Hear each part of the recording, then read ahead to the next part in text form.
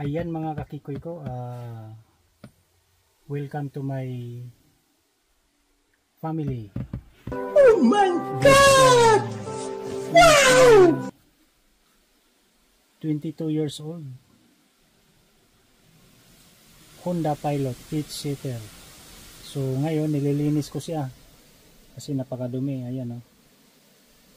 Meron siyang command start. So 3 days ko nang nililinis to, ay second day ko pa lang nililinis to. Oh no! Pero nadadrive na. Alright. 8-seater yan. So ayan, oh. Diba? Ito sa second row. Third row pala. Third row. So ayan natin. Yan, naglilinis kasi ako yan. Napakadumi. Very dirty. So ayan, keep on watching lang kayo dyan mga kakikoy ko. Driver side or passenger side. Tapos second row, 3. Yan. So 1, 2, 3. Alright.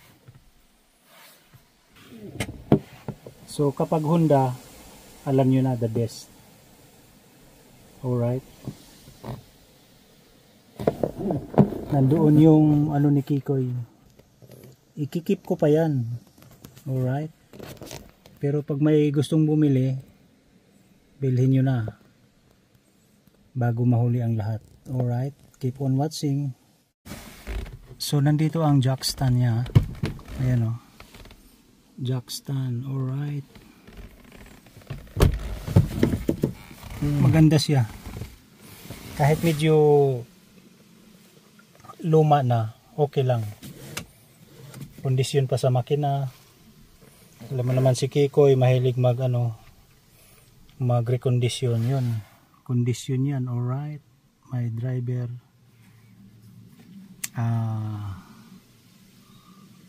Alright. Keep on watching.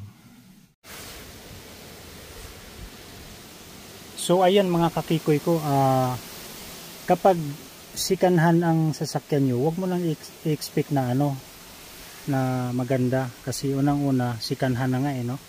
Pero ang laman loob nito ay napakaayos pa kasi Honda siya, no. So ayan, natapos ko ng malinis, ma-detail. Leather seat to, no. Ito yung front, driver and passenger side, tapos second row dito. So yan yung second row. Ang third row naman nandito, yan, oh, diba? So meron pa siyang space dito, bagahe. Pwede pa yan, yung travel luggage or luggage bag, pwede yan. Dalawa pwede. Yan. So kung marami kayo, itiklop nyo na lang to. Ito, ganun lang yan, oh. Oh, diba? Simple lang. Yan, nalinis ko na pero marumi pa rin. Ganun talaga kasi luma eh. So hindi natin i-expect. Pero ito, nalinis ko na rin yan. Yan. Alright. So yan yun mga kakikoy ko. Keep on watching lang, no. Ano nga pala, siya, power seat.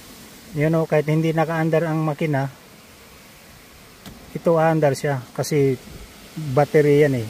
Power ng battery. So that's we call power seat. Yan. Forward.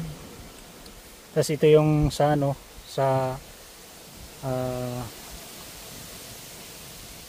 ang tawag nun, sandalan yan, no? Diba? Alright. Ganun lang. So keep on watching lang mga kakikoy ko. Alright. Yan, nalinis ko rin yan pero hindi talaga kailangan isprehan ng maayos. Pero at least nabawasan siya ng konti. Yan. To, Honda. Yun. So ito yung open pag gas tank. Yan. Pag inopen natin yan, alright, yan, bubukas doon.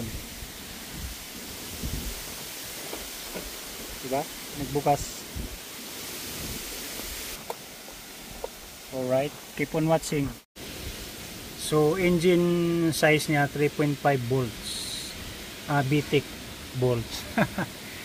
Honda yan, Honda. Alright. Power steering fluid, okay lang. Ito na-refill ko na yung anti-freeze coolant. Tapos ito windshield washer. Alright, lalagyan ko yan. Magpalit tayo ng engine air filter kasi ito napakadumi. Alright, keep on watching.